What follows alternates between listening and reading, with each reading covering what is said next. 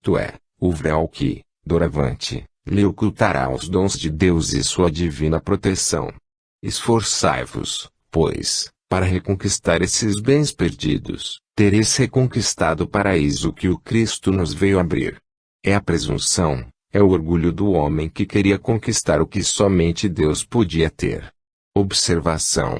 Uma observação é feita a propósito da palavra ousadia, de que se serviu o Espírito, bem como dos exemplos citados, que dizem respeito à situação dos espíritos que se acharam em mundos muito elevados para eles, e que foram obrigados a regressar a outro mais compatível com a sua natureza. A tal respeito, uma pessoa observou ter sido dito que os espíritos não podem regredir. Com efeito, os espíritos realmente não podem retrogradar, no sentido de que não é possível perder o que adquiriram em ciência e moralidade, mas podem decair em posição. Um homem que usurpa uma posição superior a que lhe conferem suas capacidades ou sua fortuna pode ser constrangido a abandoná-la e a voltar à sua posição natural. Ora, não é a isso que se pode chamar decair, pois que ele apenas retorna à sua esfera, de onde havia saído por ambição e orgulho.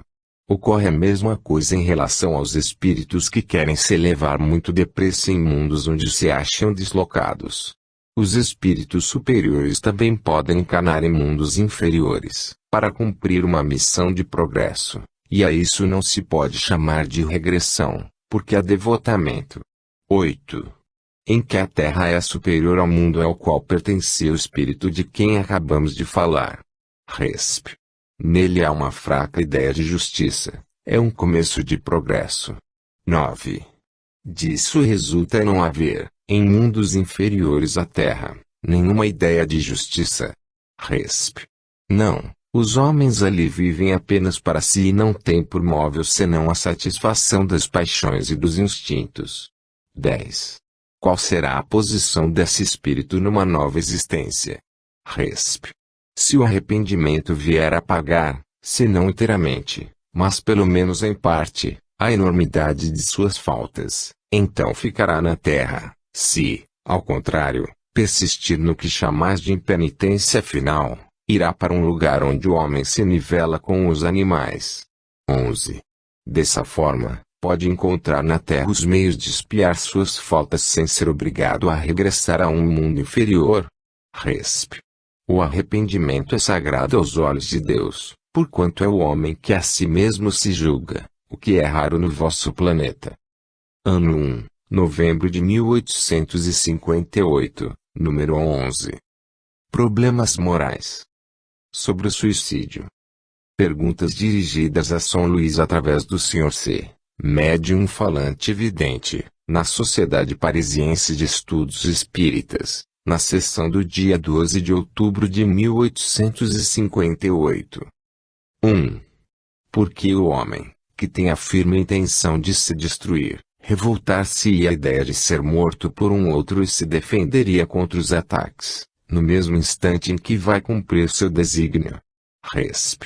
Porque o homem tem sempre medo da morte, quando se suicida, está superexcitado, tem a cabeça transtornada e realiza esse ato sem coragem nem temor e, por assim dizer, sem ter a consciência do que faz, enquanto que, se pudesse escolher, não veríeis tantos suicidas. O instinto do homem o leva a defender a própria vida e, durante o tempo que medeia entre o instante em que seu semelhante se aproxima para o matar e aquele em que o ato é cometido, há sempre um movimento de repulsão instintiva da morte que o leva a repelir esse fantasma, que não é apavorante senão para o espírito ocupado. O homem que se suicida não experimenta esse sentimento, porque está cercado de espíritos que o impelem, que o auxiliam em seus desejos e lhe fazem perder completamente a lembrança do que não seja ele mesmo, isto é, dos pais e daqueles que o amam, bem como de uma outra existência. Nesse momento o homem é todo egoísmo. 2.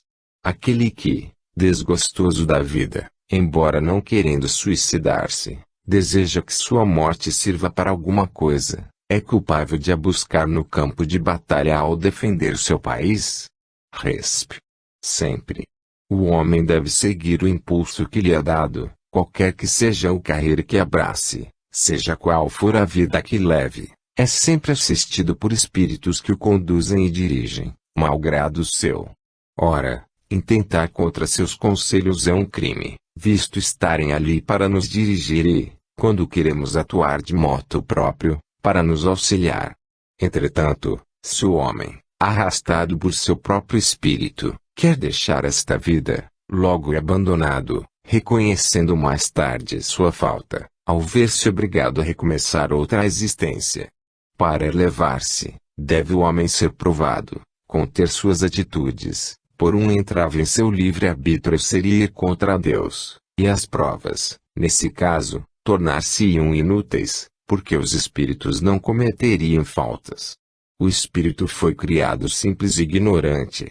Para chegar às esferas felizes é preciso, pois, que progrida, eleve-se em ciência e em sabedoria, não sendo senão na diversidade que adquire um coração elevado e melhor compreende a grandeza de Deus. 3. Um dos assistentes observou que parece ter havido uma contradição entre essas derradeiras palavras de São Luís e as precedentes, quando lhe disse que o homem pode ser impelido ao suicídio por certos espíritos que a isto excitam. Neste caso, cederia a um impulso que lhe seria estranho. Resp. Não há contradição alguma. Quando disse que o homem impelido ao suicídio estava cercado de espíritos que a isto solicitavam, não me referia aos espíritos bons, que fazem todos os esforços para o demover dessa ideia. Isto deveria estar subentendido. Todos sabemos que possuímos um anjo guardião, ou, se quiserdes, um guia familiar. Ora, tem o homem o seu livre-arbítrio, se, apesar dos conselhos que lhe são dados, persevera nesta ideia criminosa, ele a realiza e, para isso, é auxiliado pelos espíritos levianos e impuros que o cercam e que se sentem infelizes, por ver que é um homem, ou espírito encarnado, falta a coragem para seguir os conselhos de seu bom guia e, muitas vezes, dos espíritos de parentes mortos que o envolvem, sobretudo, em semelhantes circunstâncias. Conversas familiares de além-túmulo. Mehmet Ali. 1. Em nome de Deus Todo-Poderoso, rogo ao Espírito Mehmet Ali que consenta em comunicar-se conosco. Resp. Sim, sei o motivo. 2. Prometestes vir até nós, a fim de instruir-nos, teríeis a bondade de nos ouvir e de nos responder? Resp. Não prometo, desde que não me comprometi. 3. Seja, em lugar de prometestes, coloquemos que nos fizestes esperar. Resp. Isto é, para satisfazer a vossa curiosidade, não importa. Prestar-me-ei um pouco a isso. 4. Pois que vivestes ao tempo dos faraós, poderíeis dizer-nos com que finalidade foram as pirâmides construídas? Resp. São sepulcros, sepulcros e templos. Ali ocorriam grandes manifestações.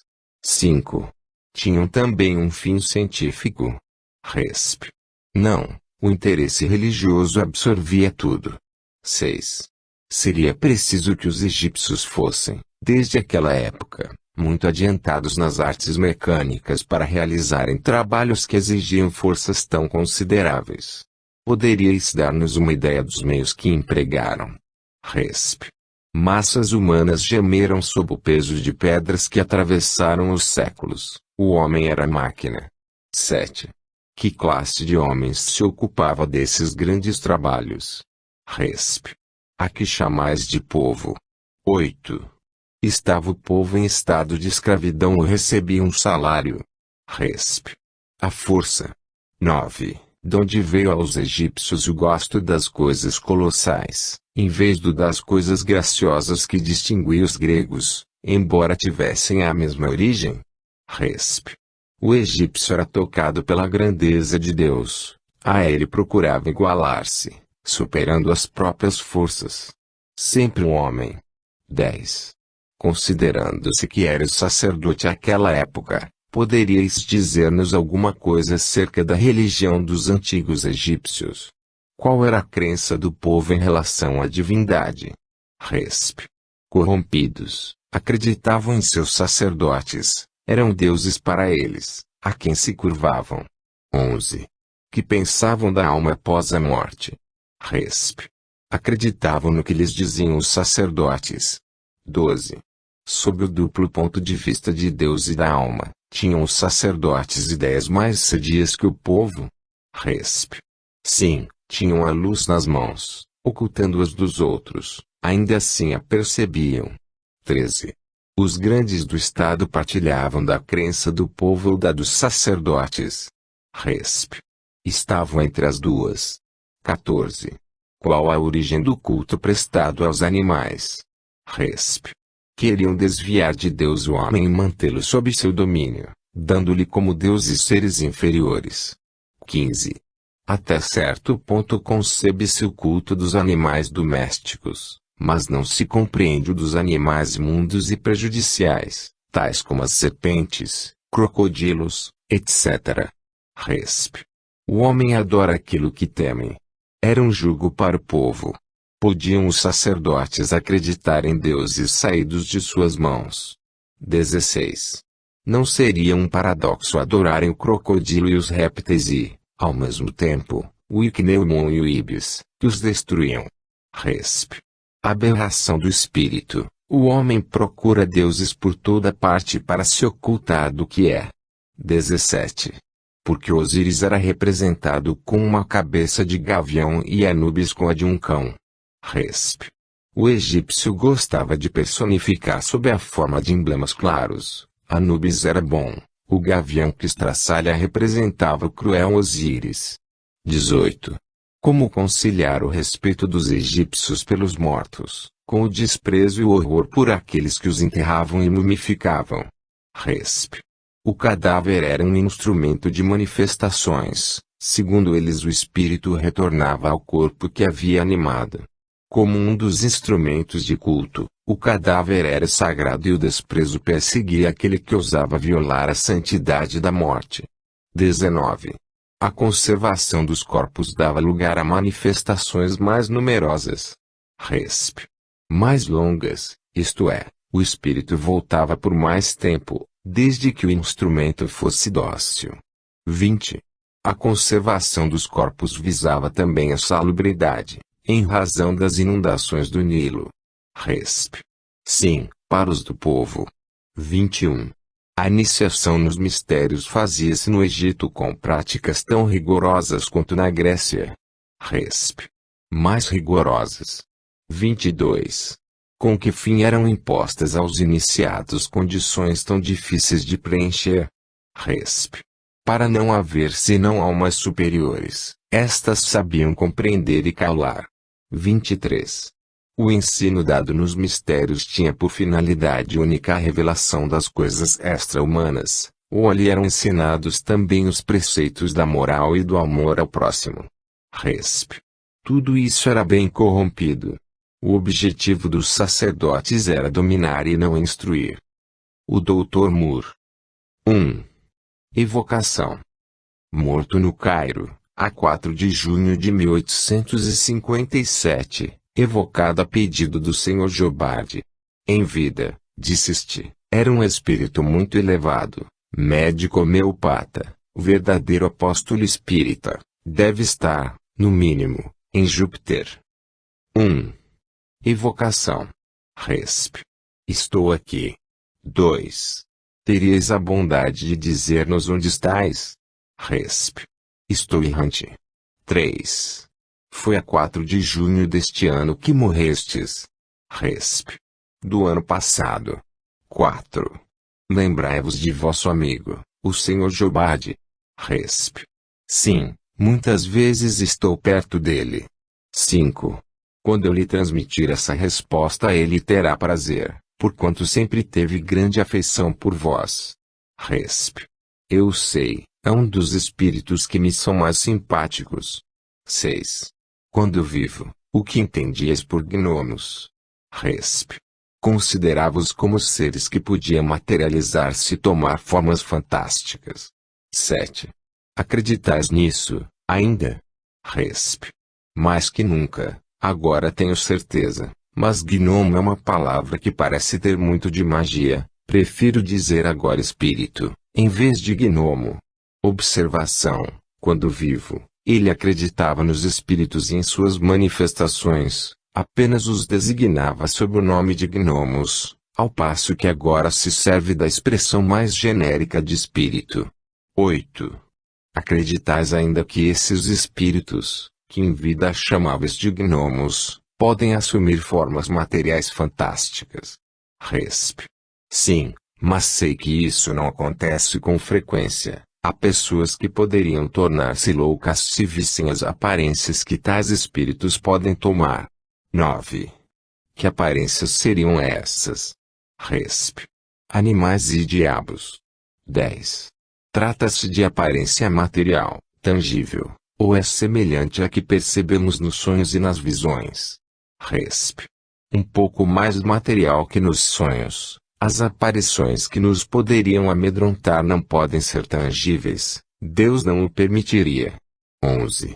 A aparição do espírito de Bergzabern, sob a forma de homem ou de animal, era dessa natureza? Resp. Sim, é desse gênero. Observação: não sabíamos se ele, quando vivo, acreditava que os espíritos pudessem tomar uma forma tangível. Mas é evidente que agora se refere à forma vaporosa e impalpável das aparições. 12.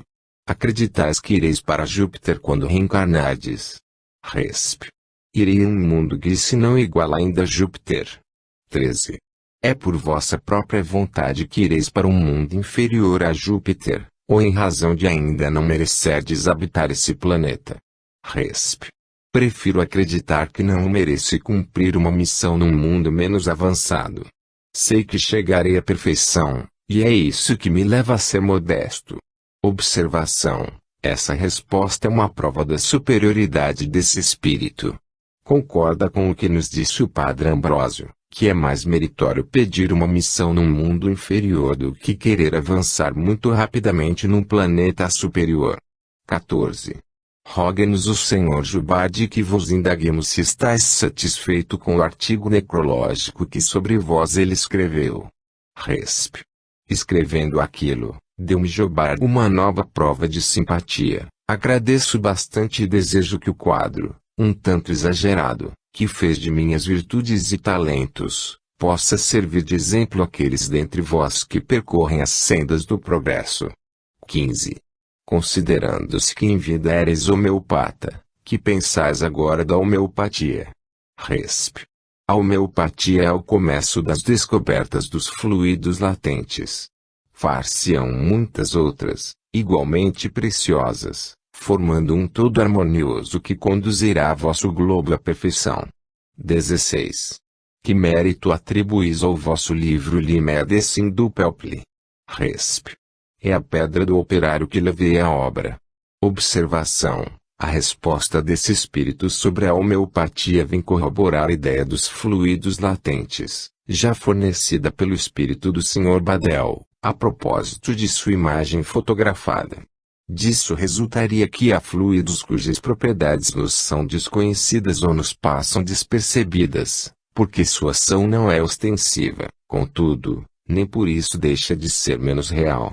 A humanidade se enriquece de conhecimentos novos à medida que as circunstâncias lhe fazem conhecer suas propriedades. Madame de Staël.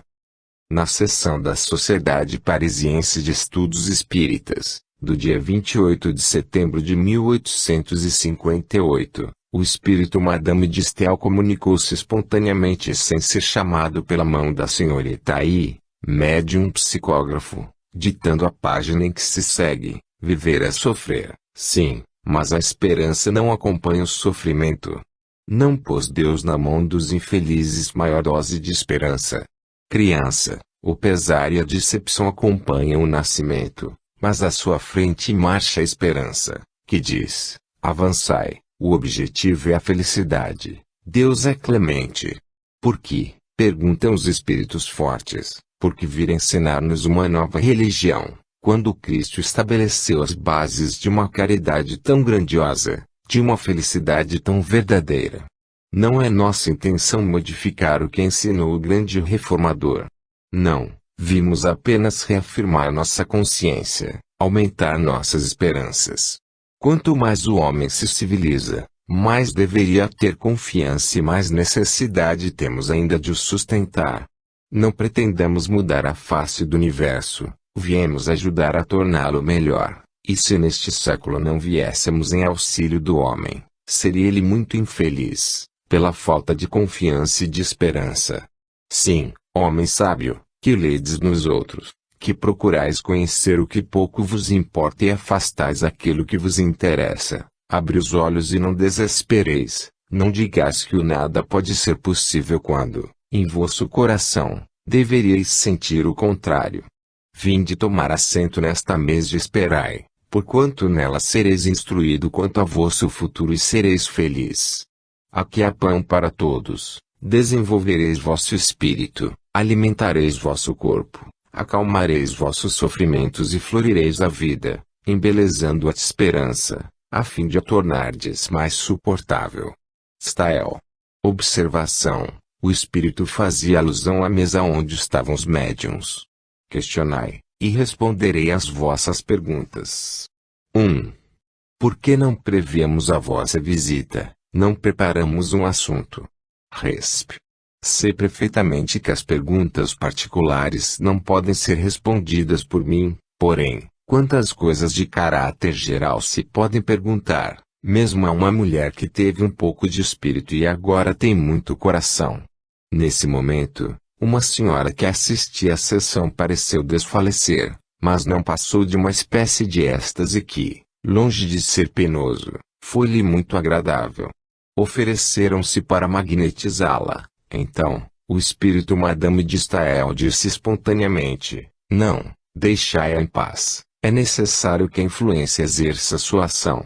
Depois, dirigindo-se àquela senhora, tende confiança, uma coração vela junto de vós, deseja falar convosco, chegará o dia. Não precipitemos as emoções. O espírito que se comunicava por aquela senhora, e que era o de sua irmã, escreveu então espontaneamente, eu voltarei. Dirigindo-se novamente àquela senhora, Madame de Stael escreveu, uma palavra de consolação a um coração que sofre. Por que essas lágrimas de mulher para uma irmã? Essas incursões ao passado, quando todos os vossos pensamentos deveriam voltar-se para o futuro. Vosso coração sofre, vossa alma tem necessidade de expandir-se. Pois bem que essas lágrimas sejam de alívio, e não originadas pelos remorsos. Aquela que vos ame e por quem chorais é feliz e venturosa.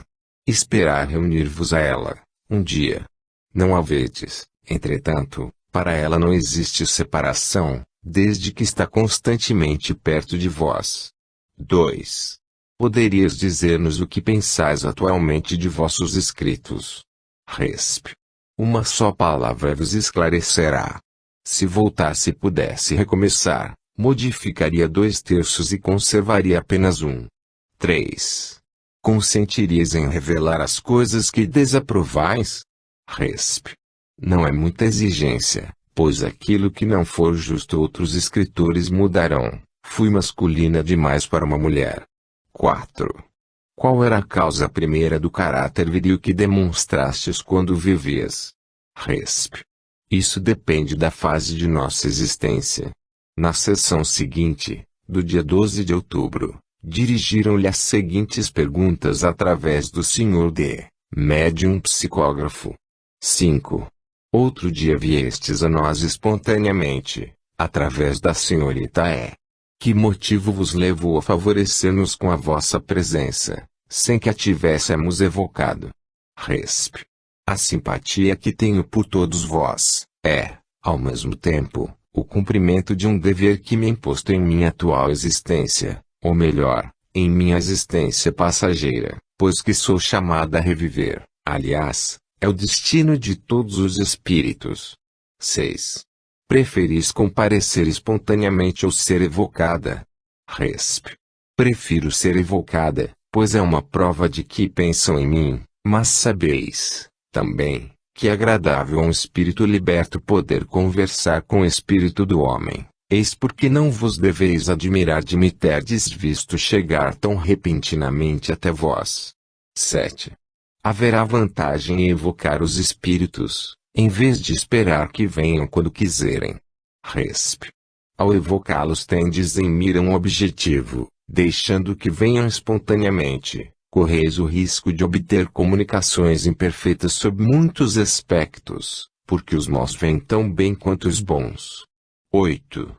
Já vos comunicastes em outros séculos. Resp. Sim, mas tem-me feito comparecer mais do que eu gostaria, quer dizer, frequentemente toma meu nome. 9. Teríeis a bondade de retornar algumas vezes e ditar-nos alguns de vossos belos pensamentos. Teríamos prazer em reproduzi-los, com vistas à instrução geral. Resp. De boa vontade, venho com prazer junto àqueles que trabalham com seriedade para se instruírem. Minha vinda outro dia é uma prova disto. Ano 1, dezembro de 1858, número 12. Um espírito nos funerais de seu corpo. Estado da alma no momento da morte.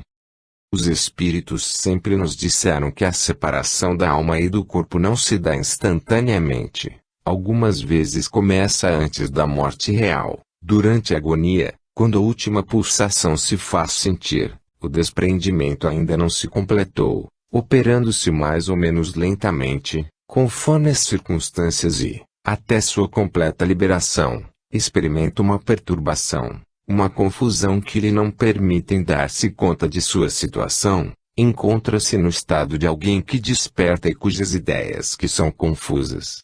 Tal estado nada tem de penoso para o homem cuja consciência pura, sem saber explicar bem o que vê, está calmo, esperando, sem temor, o completo despertar. É, ao contrário, cheio de angústia e de terror para quem teme o futuro. Dizemos que a duração dessa perturbação é variável, é bem menor nos que, durante a vida, já elevaram seus pensamentos e purificaram a alma, sendo suficientes 2 ou 3 dias, enquanto a outros são necessários, por vezes, 8 dias ou mais. Temos presenciado frequentemente esse momento solene e sempre vimos a mesma coisa. Não é, pois, uma teoria, mas o resultado de observações, desde que é o espírito quem fala e pinta a sua própria situação. Eis a seguir um exemplo muito mais característico e interessante para o observador, já que não se refere a um espírito invisível escrevendo através de um médium, mas a um espírito que é visto e ouvido na presença de seu corpo, seja na câmara mortuária, seja na igreja, durante o serviço fúnebre. O Sr. X acabava de ser acometido de um ataque de apoplexia. Algumas horas depois de sua morte, o Sr. Adrien, um de seus amigos, achava-se na câmara mortuária com a esposa do defunto. Viu o espírito deste, muito distintamente, caminhar em todos os sentidos, olhar alternadamente para seu corpo e para as pessoas presentes e, depois, assentar-se numa poltrona. Tinha exatamente a mesma aparência que possuía em vida, vestia-se do mesmo modo, sobre casaca e calça pretas, tinha as mãos no bolso e o ar preocupado. Durante esse tempo sua mulher procurava um papel na secretária. Olhando-a, o marido disse, por mais que procures, nada encontrarás. Ela nada suspeitava do que então se passava, pois o Sr. X era visível apenas ao Sr. Adrien. No dia seguinte, durante o serviço fúnebre, o Sr. Adrien viu novamente o espírito do amigo vagando ao lado do caixão. Embora não mais portasse o costume da véspera, fazia-se envolver por uma espécie de túnica, estabelecendo-se entre ambos a seguinte conversa. Notemos, de passagem, que o Sr. Adrien absolutamente não é sonâmbulo e que nesse momento, tanto quanto no dia anterior, estava perfeitamente desperto e o espírito lhe aparecia como se fosse um dos assistentes do enterro. Pedis-me uma coisa, meu caro espírito, que sentes agora? Resp. Bem e sofrimento. P. Não compreendo isso. Resp. Sinto que estou vivendo minha verdadeira vida e, no entanto, vejo meu corpo aqui neste caixão, apalpo-me e não me percebo, contudo, Sinto que vivo, que existo. Sou, pois, dois seres. Ah! Deixai-me sair desta noite, tenho pesadelo. Permanecerás por muito tempo assim? Resp. Oh! Não, graças a Deus, meu amigo, sinto que logo despertarei. De outro modo seria horrível, tenho as ideias confusas, tudo é nevoeiro, sonho na grande divisão que acaba de ser feita. E da qual ainda nada compreendo. Que efeito vos produziu a morte? Resp. A morte. Não estou morto, meu filho, tu te enganas. Levantava e, de repente, fui tomado por uma escuridão que me desceu sobre os olhos, depois me ergui, julgo o meu espanto ao me ver e me sentir vivo, percebendo, ao lado, sobre a laje, meu outro ego deitado. Minhas ideias eram confusas, errei para me refazer, mas não pude. Vi chegar minha esposa, velar-me, lamentar-se, e me perguntei, por quê? Consolei-a, falei-lhe, mas não respondia nem me compreendia. Foi isso que me torturou, deixando meu espírito ainda mais perturbado. Somente tu me fizeste o bem, porque me ouviste e compreendes o que quero. Tu me auxilias a pôr em ordem minhas ideias e me fazes um grande bem, mas porque os outros não fazem o mesmo. Eis o que me tortura. O cérebro está esmagado em face dessa dor. Irei vê-la, quem sabe ela me entenda agora. Até logo, caro amigo, chama-me e irei ver-te. Far-te-ei uma visita de amigo. Surpreender-te-ei. Até logo. O seguir o senhor Adrien viu aproximar-se do filho, que chorava. Curvou-se sobre ele, permaneceu alguns instantes nessa posição e, depois, partiu rapidamente. Não havia sido entendido, mas imaginava, por certo, ter produzido um som. Quanto ao Sr. Adrien, estava persuadido de que aquilo que dizia o Sr. X chegava até o coração do filho, comprometendo-se a prová-lo. Mais tarde viu o rapaz, estava mais calmo. Observação: esta narração concorda com tudo aquilo que havíamos observado sobre o fenômeno da separação da alma, confirma, em circunstâncias bastante especiais, essa verdade. Após a morte o espírito ainda está ali presente. Enquanto todos acreditam ter diante de si um corpo inerte, ele vê e escuta tudo quanto se passa à sua volta, penetra o pensamento dos assistentes e sabe que, entre si e estes últimos, a única diferença que existe é a visibilidade e a invisibilidade. As lágrimas hipócritas dos ávidos herdeiros não o enganam. Quantas decepções devem os espíritos experimentar nesse momento? Fenômeno de bicorporeidade. Um dos membros da sociedade nos dá a ciência de uma carta de um de seus amigos de Boulogne-sur-Mer, datada de 26 de julho de 1856, na qual se lê a seguinte passagem: desde que o magnetizei por ordem dos espíritos, meu filho tornou-se um médium muito raro. Pelo menos foi o que me revelou no estado sonambúlico no qual eu o havia posto, atendendo a pedido seu de 14 de maio último, e 4 ou 5 vezes depois. Para mim é fora de dúvida que, desperto, meu filho conversa livremente com os espíritos que deseja, por intermédio de seu guia, que chama familiarmente de seu amigo, que se transporta à vontade em espírito aonde deseja. Vou citar um fato cujas provas escritas tenho em mãos. Há exatamente um mês estávamos os dois na sala de jantar. Eu li o curso de magnetismo do Sr. Dupotete quando meu filho pegou o livro e o folheou. Chegando num certo trecho, seu guia lhe disse ao ouvido: lê isso. Era a aventura de um médico da América, cujo espírito tinha visitado um amigo que dormia, a 15 ou 20 léguas de distância. Depois de o haver lido, disse, bem que gostaria de fazer uma pequena viagem semelhante. Pois bem, disse o guia, aonde queres ir? A Londres, para ver os amigos, respondeu meu filho, designando os que desejava visitar.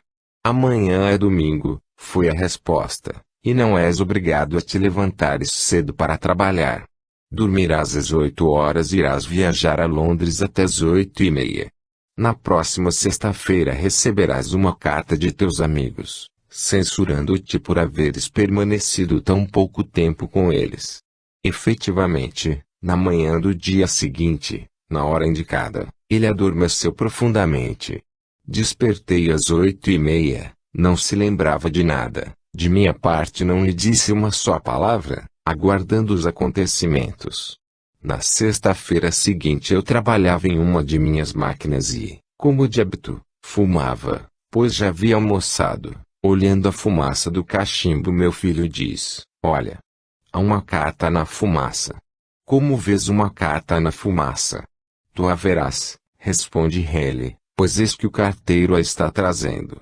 Efetivamente, o carteiro veio entregar uma carta de Londres, na qual os amigos de meu filho o censuravam por não haver passado com eles senão alguns instantes, no domingo precedente, das 8 às 8:30, com uma porção de detalhes do que seria longo demais repetir aqui, entre os quais o fato singular de ter almoçado com eles. Como disse, tenho a carta, a provar que nada inventei.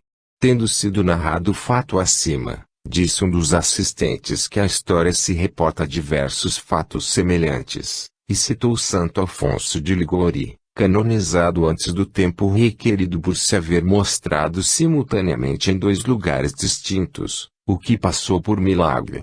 Santo Antônio de Pádua achava-se na Espanha e, no instante em que predicava, seu pai, acusado de assassinato, ia a ser supliciado em Pádua.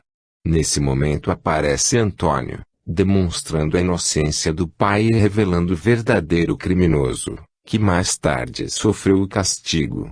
Foi constatado que no mesmo instante Santo Antônio pregava na Espanha. Tendo sido evocado, dirigimos as seguintes perguntas a Santo Afonso de Liguori. 1. O fato pelo qual fostes canonizado é real? Resp. Sim. 2. Esse fenômeno é excepcional? Resp. Não, pode apresentar-se em todos os indivíduos desmaterializados. 3. Era motivo justo para vos canonizarem? Resp. Sim, desde que por minha virtude, eu me havia elevado até Deus. Sem isso não teria podido transportar-me simultaneamente para 2 lugares diferentes. 4. Todos os indivíduos, nos quais se apresentam esses fenômenos, merecem ser canonizados? Resp. Não, porque nem todos são igualmente virtuosos. 5. Poderíeis dar-nos a explicação desse fenômeno? Resp. Sim. Quando o homem, por sua virtude, se acha completamente desmaterializado, quando elevou sua alma para Deus, pode aparecer em 2 lugares ao mesmo tempo, do seguinte modo: sentindo vir o sono, pode o espírito encarnado pedir a Deus para transportar-se a um lugar qualquer. Seu espírito ou sua alma, como quiseres chamá-lo, abandona então o corpo, seguido de uma parte de seu perispírito, deixando a matéria imunda num estado vizinho ao da morte. Digo vizinho da morte porque ficou no corpo um laço, ligando o perispírito e a alma à matéria, e esse laço não pode ser definido. O corpo então aparece no lugar desejado. Creio que é tudo quanto desejais saber. 6. Isso não nos dá a explicação da visibilidade e da tangibilidade do perispírito. Resp. Achando-se o espírito desprendido da matéria, conforme seu grau de elevação, pode tornar-se tangível a matéria. 7. Entretanto, certas aparições tangíveis de mãos e de outras partes do corpo pertencem, evidentemente, a espíritos de ordem inferior. Resp. São espíritos superiores que se servem dos inferiores, a fim de provarem o fenômeno. 8. O sono do corpo é indispensável para que o espírito apareça em outros lugares. Resp. A alma pode dividir-se quando se sente transportada a um lugar diferente daquele onde se acha o seu corpo. 9. Estando mergulhado em sono profundo, enquanto seu espírito aparece a alhures, o que aconteceria a um homem que fosse subitamente despertado? Resp. Isso não ocorreria, porque se alguém tivesse a intenção de o despertar, o espírito retornaria ao corpo, pois, lendo o pensamento, saberia prever essa situação. Tácito refere um fato análogo. Durante os meses que Vespasiano passou em Alexandria, aguardando a volta dos ventos estivais e da estação em que o mar oferece segurança, muitos prodígios ocorreram, pelos quais se manifestaram a proteção do céu e o interesse que os deuses tomavam por aquele príncipe. Esses prodígios redobraram o desejo, que Vespasiano alimentava, de visitar a sagrada morada do Deus, para consultá-los sobre as coisas do império. Ordenou que o templo se conservasse fechado para quem quer que fosse e, tendo nele entrado, estava todo atento ao que ia dizer o oráculo, quando percebeu, por detrás de si, um dos mais eminentes egípcios, chamado Basílide, que ele sabia estar doente, em lugar distante muitos dias de Alexandria. Inquiriu do sacerdote se Basílide viera naquele dia ao templo. Inquiriu dos transeuntes se o tinham visto na cidade. Por fim, despachou alguns homens a cavalo, para saberem de Basílide, veio certificar-se de que, no momento em que este lhe aparecera, estava a 80 milhas de distância. Desde então, não mais duvidou de que tivesse sido sobrenatural a visão, e o nome de Basílide lhe ficou valendo por um oráculo. Tácito, Histórias, livro 4, caps. 81 e 82. Tradução de Burnouf.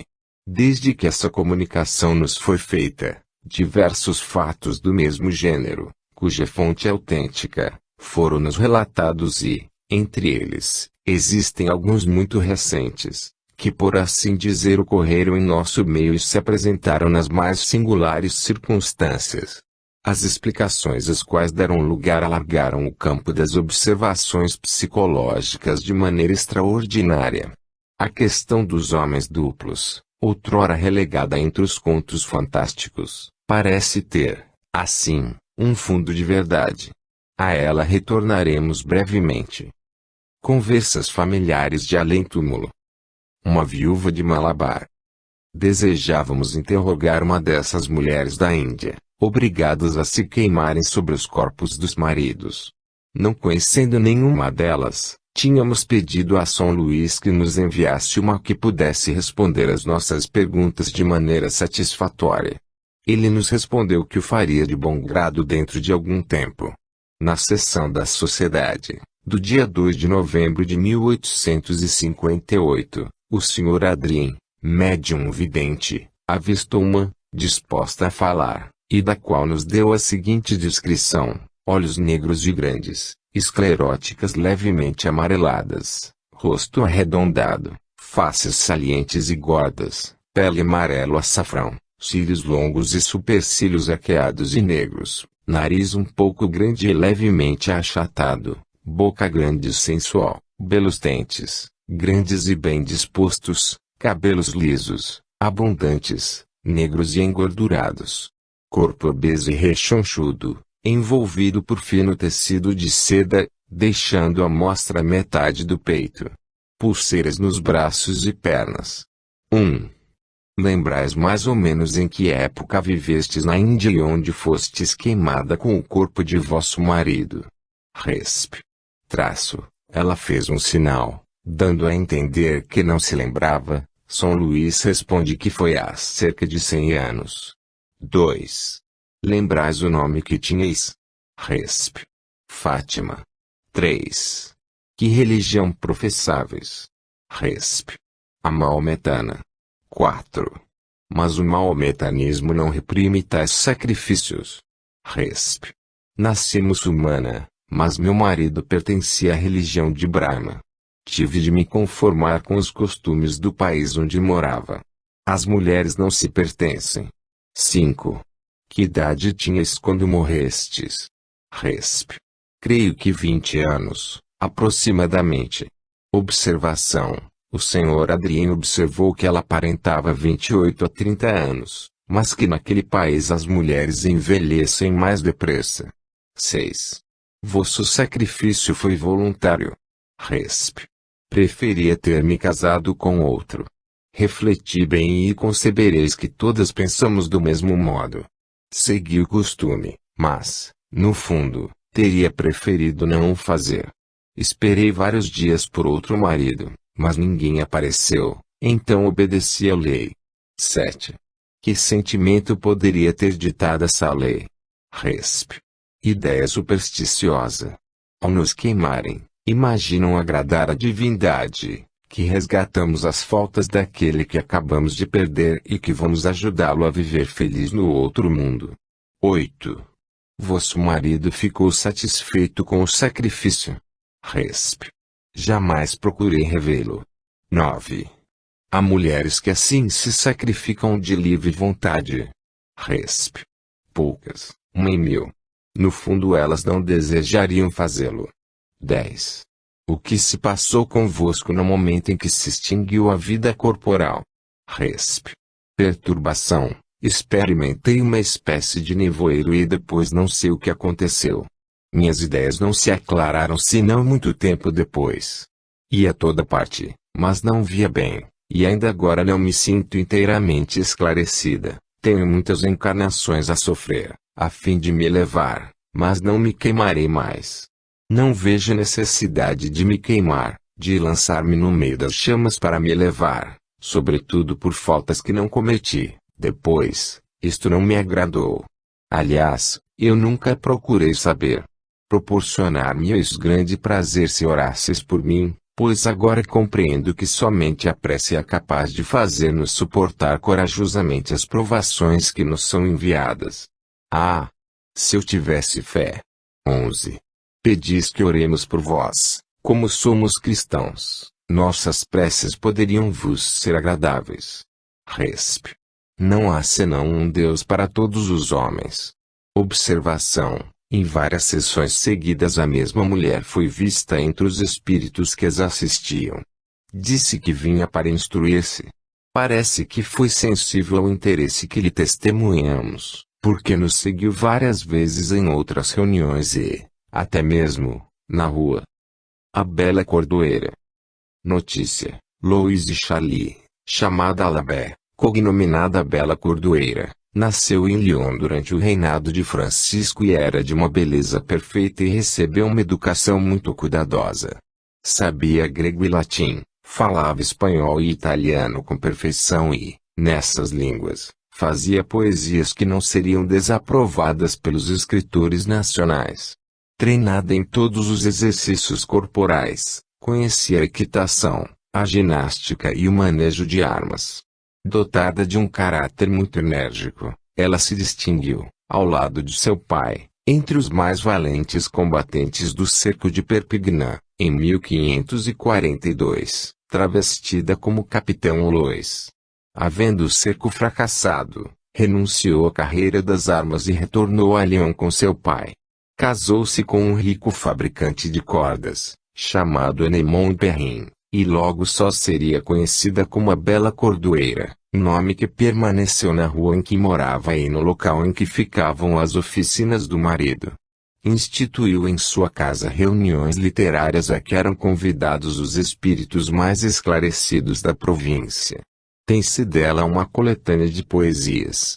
Sua reputação de beleza e de mulher de espírito, atraindo à sua casa os homens mais qualificados, excetou o ciúme das senhoras lionesas, que procuravam vingar-se pela calúnia. Sua conduta, porém, foi sempre irrepreensível. Evocada na sessão da Sociedade Parisiense de Estudos Espíritas, de 26 de outubro de 1858, foi-nos dito que ela ainda não podia vir, por motivos que não nos foram explicados. No dia 9 de novembro atendeu ao nosso apelo, e eis a descrição que dela fez o Sr. Adrien, nosso médium vidente: cabeça oval, tez pálido mate, olhos negros, belos e notáveis, sobrancelhas arqueadas, fronte desenvolvida e inteligente, nariz grego, fino, boca média, lábios refletindo a bondade de espírito, dentes muito belos, pequenos, bem dispostos, cabelos negros de azeviche, ligeiramente crespos, belo porte da cabeça, talhe grande e elegante, roupas confeccionadas em tecidos brancos. Observação: sem dúvida nada prova que essa descrição, tanto quanto a precedente, não passem de produto da imaginação do médium, considerando-se que não temos controle, Mas quando ele o faz assim com detalhes tão precisos, de pessoas contemporâneas que jamais viu e que são reconhecidas por parentes ou amigos, não podemos duvidar de sua realidade. Daí podemos concluir, desde que veja uns com uma verdade incontestável, poderá ver os outros. Outra circunstância que deve ser levada em consideração é que sempre vê o mesmo espírito sob a mesma forma e, ainda que se passassem diversos meses de intervalo, a descrição não sofreria qualquer alteração. Seria preciso nele supor uma memória fenomenal para imaginarmos que se lembrasse dos mínimos detalhes de todos os espíritos cuja descrição tenha feito, e que se contam às centenas. 1. Evocação. Resp. Estou aqui. 2. Poderíeis ter a bondade de responder algumas perguntas que gostaríamos de fazer? Resp. Com prazer. 3. Lembrai-vos da época em que eras conhecida como a Bela Cordoeira. Resp.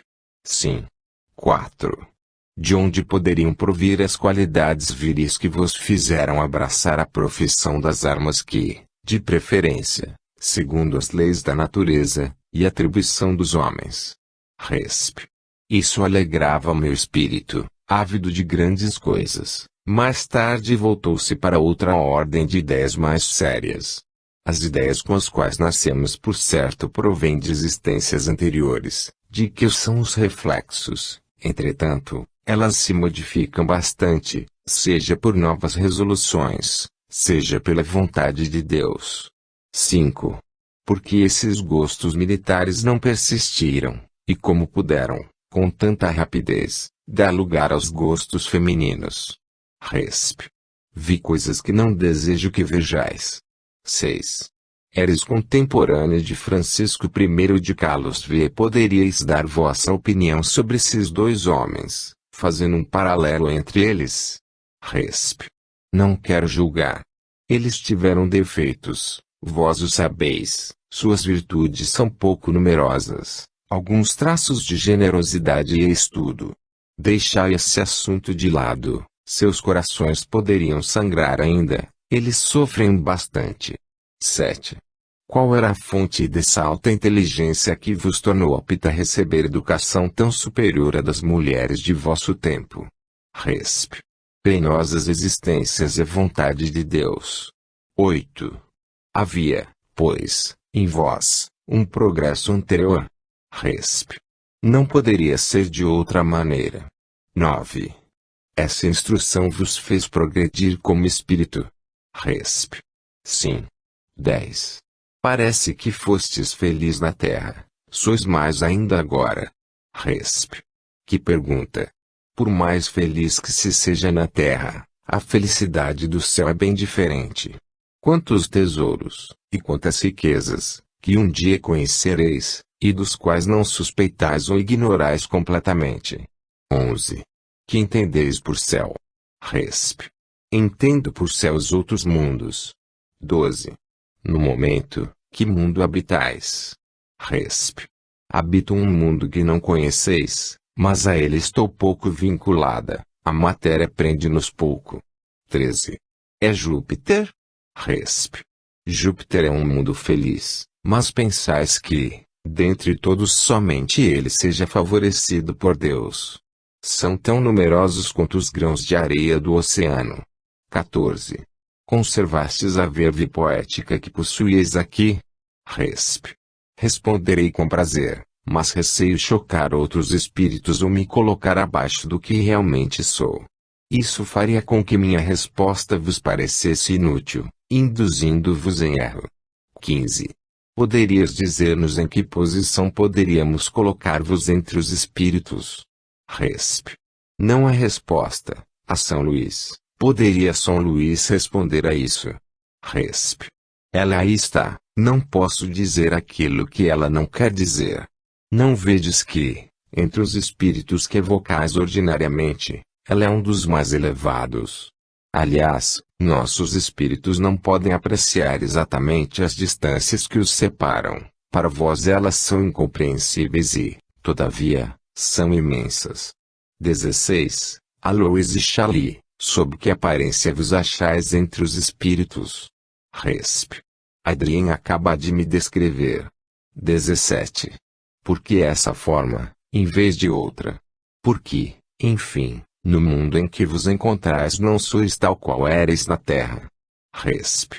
Fui evocada como poetisa, assim vim. 18. Poderíeis ditar-nos algumas poesias ou um trecho literário qualquer? Ficaríamos felizes em ter algo vosso. Resp. Procurai os meus escritos antigos. Não gostamos dessas provas, principalmente em público. Falo-ei, contudo, de outra vez. Observação: sabe-se que os espíritos não gostam de ser testados, e as perguntas dessa natureza têm sempre, mais ou menos, esse caráter. É sem dúvida por isso que quase nunca aquecem. Espontaneamente, e quando menos esperamos, dão-nos por vezes as coisas mais surpreendentes, aquelas provas que em vão lhes teríamos solicitado, mas, quase sempre, basta que se lhes peça uma coisa para que se não a obtenha, sobretudo se percebe um sentimento de curiosidade. Os espíritos, principalmente os elevados, querem, assim, provar-nos que não estão às nossas ordens. No dia seguinte, a bela cordoeira ditou espontaneamente, através do médium escrevente que lhe servia de intérprete: vou ditar o que te prometi. Não são versos, pois não os quero fazer. Aliás, não mais recordo os que fiz e não os apreciareis. Será a prosa mais modesta. Na terra exaltei o amor, a doçura e os bons sentimentos. Falava um pouco do que não sabia. Aqui, não é do amor que me ocupo, é de uma caridade ampla, austera, esclarecida, de uma caridade constante, que não tem senão um exemplo na terra. Homens, pensai que depende de vós ser felizes e fazer do vosso mundo um dos mais avançados do céu. Tereis de fazer calar os ódios e as inimizades, esquecer os rancores e as cóleras, perder o orgulho e a vaidade. Deixai tudo isso de lado, semelhante a um fardo que, cedo ou tarde, precisais abandonar. Esse fardo, bem eu sei, para vós é um tesouro na terra, por isso tendes mérito em o abandonar e em perdê-lo, mas no céu ele se torna um obstáculo à vossa felicidade. Crede, pois, em mim, apressai vosso progresso. A verdadeira felicidade é aquela que vem de Deus. Onde encontrareis prazeres que valham as alegrias que Ele dá a seus eleitos, a seus anjos. Deus ama os homens que procuram avançar em seu caminho. Contai, pois, com seu apoio. Não tendes confiança nele? Julgais que seja perjuro, que não vos deveis entregar a ele completamente, sem restrição. Infelizmente, não quereis entender ou poucos dentre vós entendem. Preferis o hoje ao amanhã. Vossa visão restrita limita a vossos sentimentos, vosso coração e vossa alma, fazendo com que sofrais para progredir, em vez de avançar, natural e facilmente, pelo caminho do bem, por vossa própria vontade, porquanto o sofrimento é o meio que Deus emprega para vos moralizar. Não eviteis, pois, essa via segura, embora terrível para o viajante. Terminarei por vos exortar a não mais encarardes a morte como um flagelo, mas como o portal da verdadeira vida e da verdadeira felicidade. Louise Shelley. Fim.